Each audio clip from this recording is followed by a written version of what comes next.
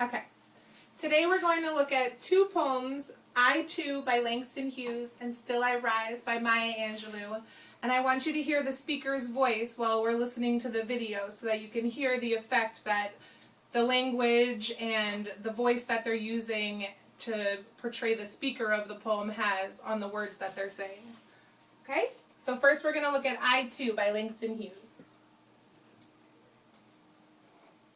I too sing America.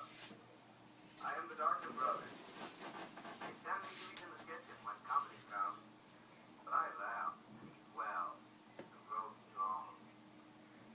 Tomorrow, I'll be at the table when company comes.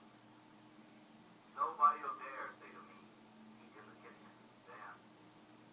Besides, they'll see how beautiful we are and be ashamed. I too am America. Okay, so now we're going to look at And Still I Rise by Maya Angelou, and she talks a little bit about her feelings toward the poem now, years after she's written it in the beginning here.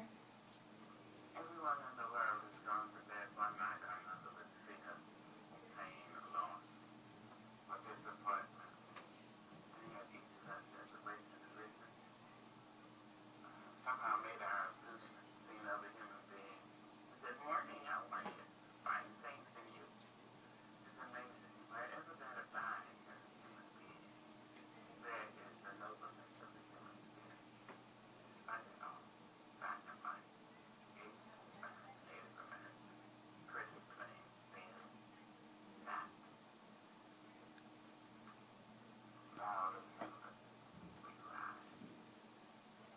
You may write me down in history with your bitter-twisted lies.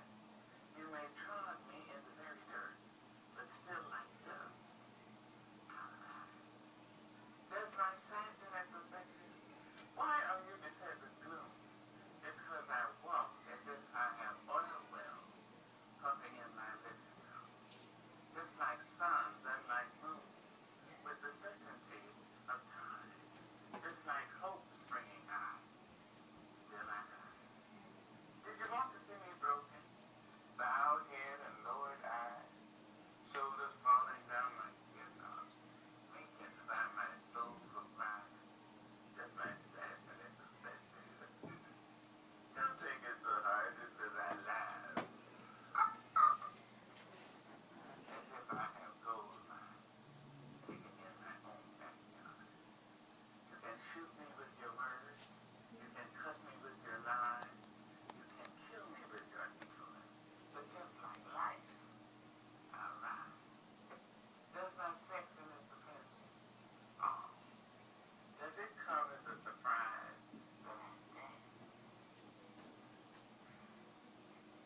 As if I have diamonds at the meeting of my eyes. Out of the huts of history's shame, I rise. Up from a past rooted in pain, I rise.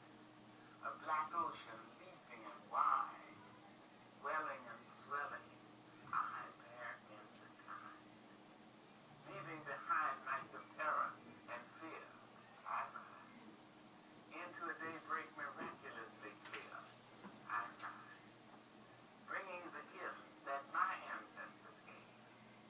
I am the hope and the dream of the slave. And so, naturally,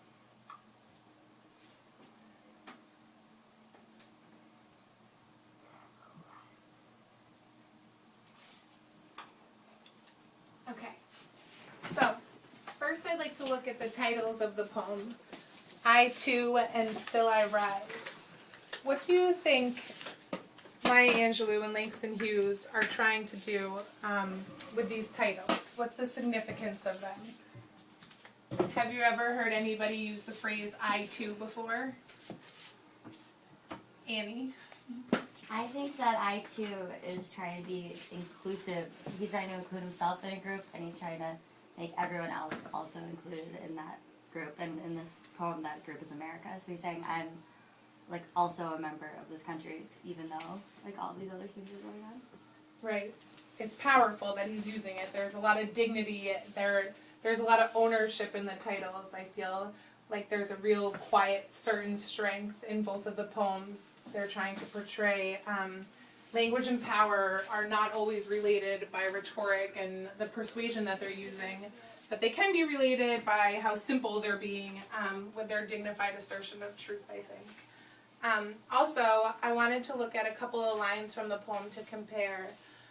In Langston Hughes' I Too, he says, "Nobody'll dare say to me, eat in the kitchen then."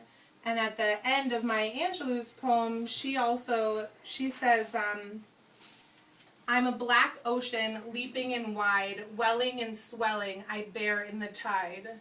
Could you compare those two lines? What do you think they're trying to assert by using those words in the poem? Erica. Well, I think that they're both saying they're not going to let anybody tell them no. They're going to, stick to their guns and do what they want to do and stand up for themselves. Right. That's really great. Does anybody else want to say something about that? What do you think what kind of power are they trying to get with these words? They're trying to get their own power back. I think to reassert themselves as the powers they have as humans. Right. People. Good. So I'm going to hand out paper to write Venn diagrams to compare and contrast the two of them, because we're going to be doing compare and contrast essays next week, and I want you to get an idea so you can work with a partner, and that's what we're going to do next.